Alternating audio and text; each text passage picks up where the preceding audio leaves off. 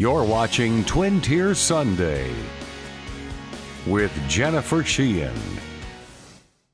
Welcome to Twin Tier Sunday. This week we've got quite the episode for you. I've just walked into the Benjamin Patterson Inn Museum here, and there is so much cool stuff in store for you. Jessica, go ahead and tell me a little bit about this inn, and it's a very exciting time for them too, because if you heard earlier this week, they have a new name and they're expanding a little.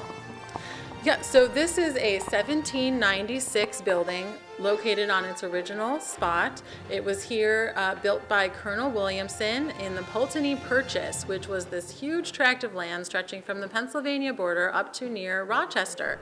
And the inns were built along what is now the current Route 15 to basically attract people to move here. And if you know anything about early 19th century travel, you know that it was slow. There was walking and there were horses and wagons and boats, small little boats on our small rivers. So the inns were very important to encourage travelers because then they would have a place to stay along the road.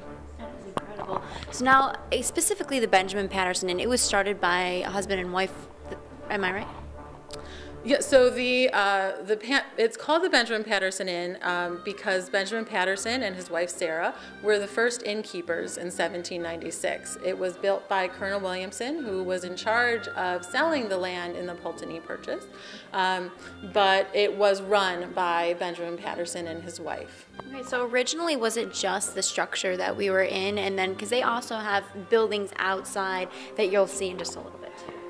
Yeah, so we have really grown over the years. We acquired, the Horny Painted Post Historical Society acquired this building in 1976 as a bicentennial project and to save it from ruin after the 1972 Agnes flood.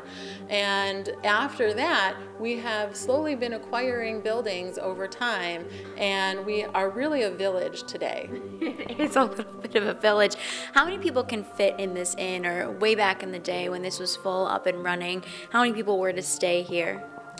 It would vary depending on the season, depending on you know, like any hotel today, there's a variety of number of people. So for our events, we say that between the tap room and the dining room, we can have about 40 people seated comfortably, but people weren't always comfortable. People could sleep in the guest quarters upstairs, a little bit nicer quarters, or upstairs in the attic, and there were additional sleeping space up there, but sleeping space, no beds. People would sleep in their bedrolls. If it was really busy, you could sleep on the floor in the dining room or on the floor in the tap room. So it really depended on how many people were traveling to know how many people would be here at any given time. Incredible. And now, how long did the Pattersons actually own and take care of this place for? So they were only innkeepers until 1804. And then after that, another innkeeper took their place. And this was an inn until about 1830, and at which time it became a private residence. Wow. So at what point then did the Historical Museum take over, or the Historical Society take over and start revamping everything?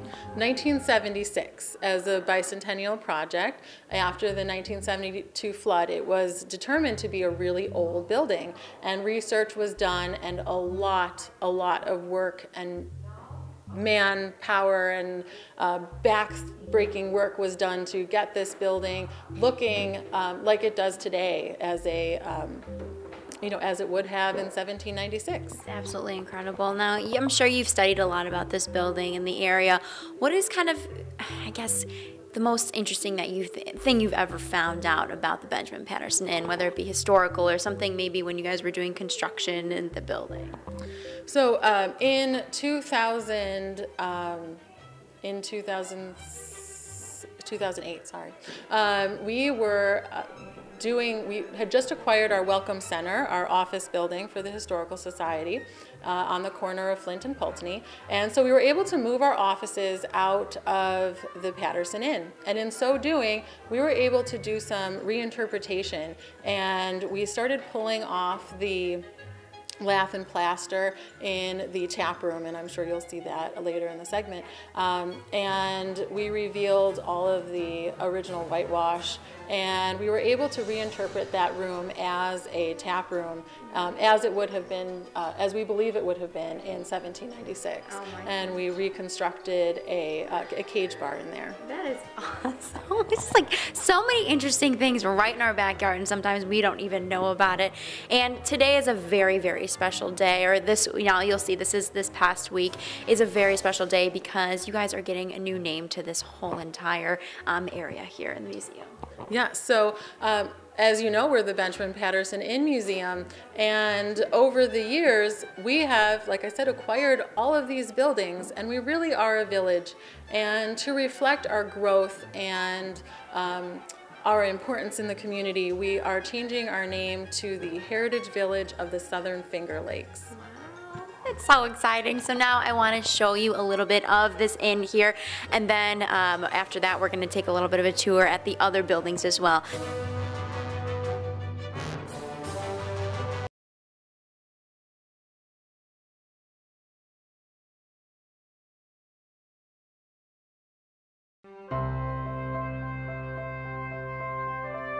Hi, you are standing in the dining room of the Patterson Inn Museum, again 1796. This room would have been a place for travelers to eat and to relax. If there were women travelers, more than likely they would have sat in here. There is a fireplace, of course, on cold, chilly nights that was a perfect place to be able to sit. And we do a lot of dinners here and there where we have visitors able to come in and eat some food in the dining room as they would have done in 1796. As I mentioned in the earlier segment, this is the tap room where we had unveiled the original whitewash on the walls in 2008. This room would have been a room to talk politics, a room to look at maps and see what land was available in the 1796 and early 1800s to be able to purchase land in the area. And of course it was a room for drinking. This was the cage bar. Benjamin Patterson is known to have had a still, one of the first stills in the area, and he would have made all kinds of alcohol to be able to be drunk in this room. This is, like I said, a room to drink, a room to eat, a room to be merry and play tavern games and really spread information. The newspaper could have been read in this room, and a lot of information be able to be passed from local resident to traveler and vice versa. So this is the guest quarters of the Patterson Inn. If you had a little bit extra money, you could have stayed in this room and purchased bed space. That's right, bed space, not like a hotel today where you get your own room. You would have gotten a space on the bed. So if it was really busy, you might have been in bed with a couple other people who you might or may not know. You of course had to remove your boots, but a lot of your clothing would have stayed on as you were traveling. There's a place to wash up, and as you can see, these are bare wood walls. It really didn't need to be lit very much because it was a room for sleeping. So this is the long room of the Patterson Inn. It would have been used for meetings or dances or speeches or any kind of community function that would have been taken place in the area. Right now it houses our textile exhibit. We have a barn frame loom that you're looking at right now, and we are currently making some dishcloths. There are spinning wheels and various other items needed to make cloth that people would have used at the time. There's a flax area over here as well, and this flax producing material, you could grow flax, and this is how you would make linen. We have various guilds available for people to join. We have a hearth cooking guild, we have a blacksmithing guild, a woodworking guild, a sewing guild, a quilting guild, and a beekeeping guild. So if you're interested in any of those variety of activities or topics, we welcome you to contact us to get in touch with the guild members. So we're in the back of the Patterson Inn right now, and this would have been the innkeeper's quarters. This is where Benjamin Patterson and his family would have slept and kept their personal belongings when they were innkeepers. Benjamin Patterson and his wife Sarah had 6 children, so just imagine how many kids were in here, and that was between them. While married, they had 3 additional children, so there were 9 children here. This is the hearth kitchen of the Patterson Inn. Really the heart and soul of the building is the kitchen, at least in my opinion. It's where the food is made. You can't go wrong there. And we use this hearth all the time. Our Hearth Cooking Guild comes and they spend January through March every Friday cooking various historic recipes. We have a raffle every year at our Heritage Festival where you can win a 6-person hearth cooked dinner. So you don't want to miss out on putting in for that raffle at the Heritage Festival in September. And we also do a variety of other dinners and programs based around the hearth. We have a hearth cooking workshop in May, and we'll be having another one in October. So definitely stay in touch with us if you are interested in hearth cooking or anything related to the hearth or the kitchen. We do have dinners occasionally. There are a variety of different ways to be able to try out things here in the hearth. This is the beehive oven. This is how people would bake food. It's a big oven inside, and the fire would be started in there. It would heat up all the bricks, and you would sweep out the ashes and then be able to put your food in there to cook. Otherwise, you would use other items here on the hearth, and really you can cook everything that you can cook in your modern kitchen here on the hearth. There are Dutch ovens and griddles and frying pans and even a little toaster that you flip. And right now we are cooking Johnny cakes or journey cakes, and they're little cornmeal pancakes that were delicious to eat, and the school children love tasting those. So you just saw the whole entire inn inside, and now we're going to move outside and experience what else there is to offer other than just the inn. So Jessica, what are we standing in front of right now? We're standing in front of the Wixon Road log cabin, built about 1850, and really a cabin that was located in Camp Bell. And it was really a hilltop, out of the way, tiny little cabin, and it really shows the difficulty that people living outside of the city or outside of the town would have had, you know, just day to day, just that the smallness of the cabin. And we tell a story about the people who lived here and kind of give an example of the kind of box that would have been sent during the Civil War, like a care package, if you will. The Mack Wood family lived here, and the husband went off to fight in the Civil War, and this is an example of the kind of care package that could have been sent. That's incredible. So when did you guys acquire this building? The building was moved here in 1980, and then it underwent a major transformation in 2003. It was completely reinterpreted, and the understanding of who lived here and the age of the building was really transformed at that time to what it is now. Absolutely incredible. All right, wonderful. Let's move on to the next place.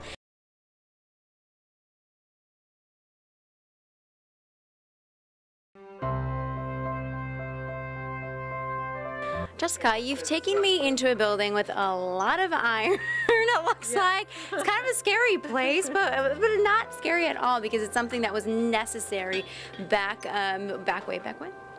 So this building we acquired and moved here in 2009. It was built in 1870 and it was located in Beaver Dams on the Cooley Road. And it was operated by Charles Cooley, and you can see his stamp right here on the firebox. And today We do a lot of demonstrating of blacksmithing, and we have a blacksmithing guild where you can join and do workshops. You can learn blacksmithing through workshops, and it's just a very active shop, and we really enjoy portraying things that a blacksmith might have done in the 1870s. Oh my gosh, this is incredible. So who's our guest blacksmith today? Hi, Leah. Our vice president of the Historical Society, and he is our resident blacksmith, and he's been learning since 2009, and he runs our blacksmithing guild, and I will let him say a couple words about what he's doing. Well, I may back up a little bit earlier in history, and you're right, blacksmith shops were absolutely critical in a community.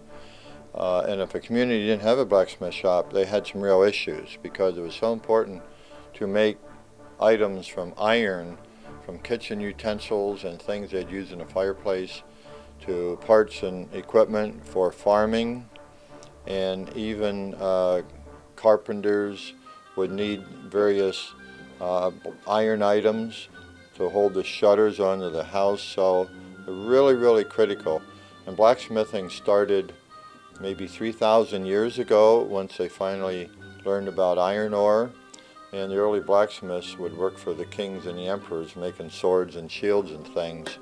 But as civilization sort of moved up into Europe, they started making more things for the families and other people, and that really expanded their needs much greater.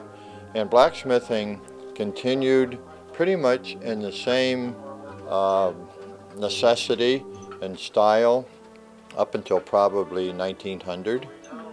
And then the Industrial Revolution just completely wiped them out, and by 1920 there was very few blacksmiths working. And many of the blacksmiths became the first auto mechanics. And this shop is a good example. This shop probably stopped working in 1925, and we do know that the person that ran it was a mechanic for very early Model T Fords and things like that. Blacksmithing today is still a profession. There's very few in it as their livelihood, but there's many, many people in for serious hobbies. And I would say today across the country, probably every state has a state-sponsored organization for blacksmiths. And New York State has 6 districts. I'm in the one in the southern tier. We meet every month and trade different ideas and stories, of course. But it is a state-sponsored program, and it's really important because by 1950, most of the blacksmiths who were original blacksmiths had either passed away or definitely out of the business, and someone realized that it was an art that's being lost. So they wound up getting some of the blacksmiths that were still able to do some things to start demonstrating, and they took a lot of notes and done a lot of research, and now blacksmithing is back to really, really important and major items that they're making. And one of the things that most people don't realize is Julian Lowe, who started the Girl Scouts, was a blacksmith. Oh. She worked in Charleston, South Carolina, and some of the gates that she made was unbelievable. That's incredible. So, yeah, it is. And, it's a very deep history then within. Extremely, yeah, very, very important in the growth of civilization and modernization. So before we came on camera, I interrupted you in actually working. So tell me a little bit about what you're working on right now. Well, right now we're making just an S-hook. Okay. That you can use to hang a pot up on your porch, you know, a nice flower pot, that type of thing. So, and a S-hook has maybe 5 different steps in making the hook, and that's important because the blacksmith really needs to understand all the steps in the right order, because if he winds up doing step 4 before he's done step 2, he may not be able to do step 3. Yeah. So you really need to lay all this out. And up until, you know, probably 1900, most of the blacksmiths weren't educated. You know, they probably couldn't read or write, but they were very intelligent. They just didn't have the opportunity to get schooling. but they were really, intelligent people to be able to do what they did. That's great. And pretty much, I guess it's the process of just heating up then the iron or metal and then pounding it out. Well, that's right. But in order to get, we're using soft coal, which turns into a substance called coke, which is pure, almost pure carbon, and it's used for making steel. So we use soft coal. It turns into the coke, and then